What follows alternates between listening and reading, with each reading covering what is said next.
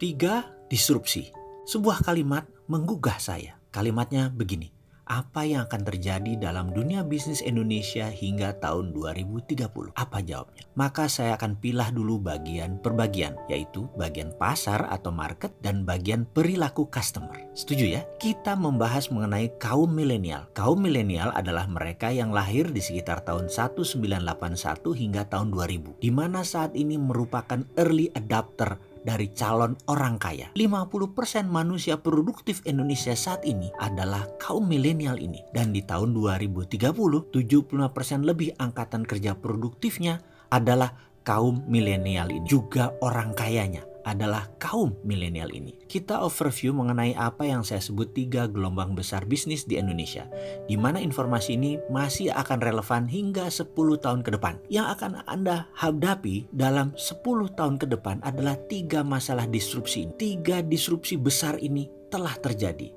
Dan saya bilang bahwa kalau Anda bukan entrepreneur, maka Anda melihat disruption itu sebagai sebuah ancaman.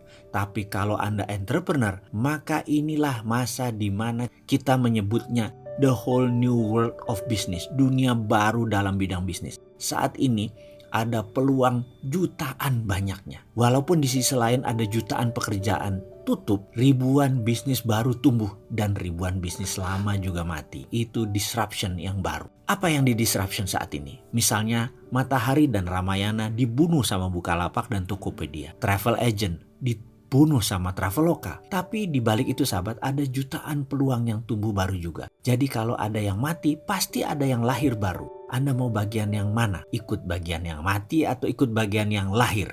Ketika ada 50 produk bisnis industri yang dibunuh oleh milenial, maka kalau ada yang mati, sekali lagi pasti ada yang lahir. Kalau Traveloka itu bagian dari yang lahir karena muncul yang namanya online travel agent.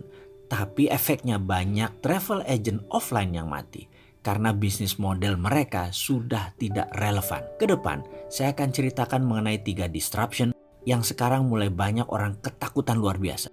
3 big giant wave di Indonesia yang mendisrupsi pasar dan mendisrupsi perilaku konsumen.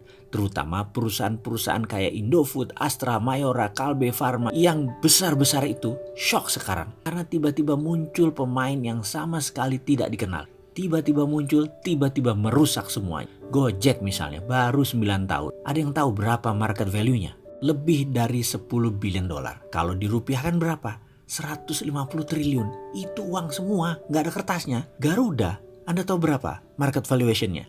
Nggak nyampe 40 triliun. Yang satu 9 tahun, yang satu 40 tahun, bayangkan. Dan yang 40 tahun itu merangkaknya pelan-pelan. Sampai sekarang nggak nyampe tuh angka 100 triliun.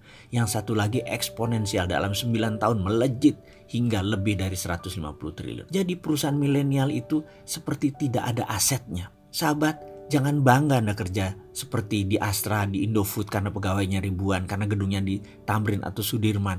Sekarang anak-anak milenial gak bangga kerja di perusahaan begituan karena mereka bangganya kerja di perusahaan yang digital. Misalnya Gojek itu menjadi inceran banyak orang. Padahal Gojek asetnya apa? Gojek gak punya aset. Motor nggak punya, mobil nggak punya, Gojek nggak bayar BPJS, nggak bayar gaji supir ojek. Intinya aset Gojek kecil. Karena itu bisnis mereka bisa besar karena asetnya kecil. Ini aneh dengan bisnis yang zaman dulu. Asetnya besar-besar gitu ya, dan hutangnya besar. Ini tidak. Sekali lagi, di sisi lain, Netflix itu pegawainya cuma 6.000 orang. Valuationnya lebih dari 160 triliun. Kantor aja nggak punya. Jadi omsetnya luar biasa walaupun asetnya kecil. Karena itulah kunci bisnis digital, asetnya kecil. Lalu diskusi apa yang kita akan seriuskan? Kita akan diskusikan pertama tentang millennial disruption. Kenapa millennial disruption?